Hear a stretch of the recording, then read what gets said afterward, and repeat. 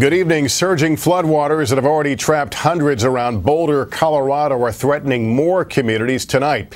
These pictures captured by a drone show what residents and rescuers are up against. The death toll is at least 4, but officials caution they have yet to account for the whereabouts of many of those living in the flood zone, potentially cut off by roads left either impassable or that have been washed away. An airlift operation is underway, bringing some of those left stranded to safety. And through it all, there have been some dramatic, heart-stopping rescues.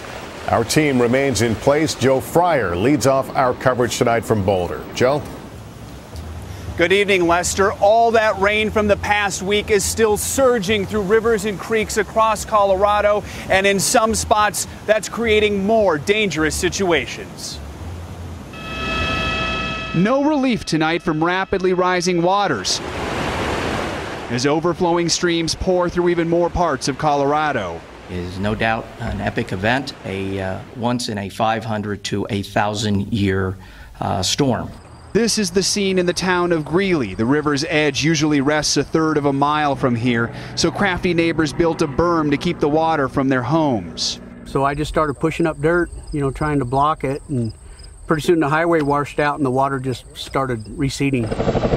For the second straight day, stranded Jamestown residents are airlifted to Boulder by National Guard helicopters, the only way out of town. Water, as it's rushing through a canyon where everyone lives, it destroyed houses in a matter of minutes. They clutch everything they can, flown into a place that's typically just a 14-mile drive. It was one of the most surreal experiences that I think anyone could imagine. Images from a drone offer a glimpse of what's off limits to most everything on the ground, including roads that vanish into massive piles of mud. Even extra tall rigs like this fire truck struggle to plow through the record-high torrent. One of those killed in the flood, a popular store owner, was hit by a mudslide. The gentleman who lives at the bottom of that was taken. It's been hard on the entire town.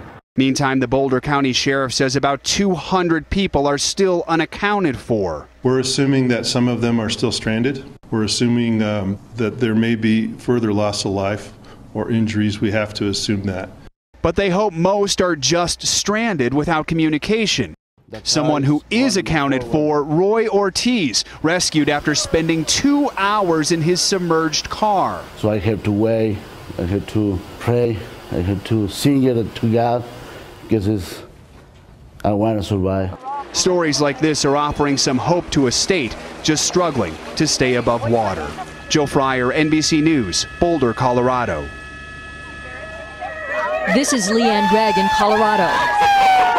A joyful reunion today. Parents and their children reunited in Louisville. 85 fifth graders trapped by flooding while on a school field trip near Jamestown were finally able to be airlifted to safety. So parts of it were really scary, and the trails were basically rivers. Every time you watch the news, right, it's really hard not to burst into tears. While 15 miles away at an evacuation center in Longmont, more reunions. A story of another dramatic rescue. Thomas and Deborah Casey and their dog airlifted from their mountain home after a National Guard helicopter crew saw their plea for help. We painted SOS on the driveway this morning in big orange letters, and not an hour later. In Boulder, Laura and Marty Combs were awakened by crashing mud against their home Wednesday. They heard a car horn outside. They looked and saw a vehicle being swept away, 4 teenagers inside. Sadly, 2 were among those killed. But Combs was among a group of people able to rescue one of them. In a remarkable twist, hours later, Laura, expecting her first baby, went into labor. Started feeling some contractions and, thought, oh no, I'm not going into labor. This is not the right time.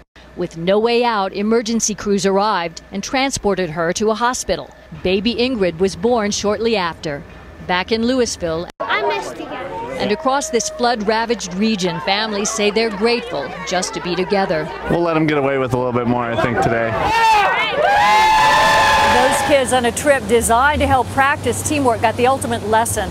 Rescuers hope for more successful outcomes like this one in the coming days. Lester? Leanne Gregg and Joe Fryer starting us off. Thanks to both of you. Let's bring in Weather Channel meteorologist Mike Seidel now, also in Boulder. Mike, this flood is expanding. More communities in danger tonight, right? Yes, and more heavy rain on the radar. We've got now heavy rain being dumped on the foothills west of here, even down in the Front Range in Metro Denver. These storms have prompted additional flash flood warnings. They're dumping as much as 1 to 2 inches of rainfall an hour. And with the ground already so saturated from the rain earlier this week, that is running off. The concern up in the higher terrain where we have those towns cut off, more mudslides, more rock slides, more debris flows. Now this threat will continue through tomorrow. By the first of the week, drier air descends on Colorado and New Mexico, and we think it's going to be rain-free most of next week. Back here in the Boulder Creek, we've made real progress today. The water has dropped down 2 feet, but the big change is since the peak of the flash flood on Thursday night, the flow through here has dropped a whopping 90%. Lester? I know folks there will take any good news you can give them. Mike Seidel, thank you.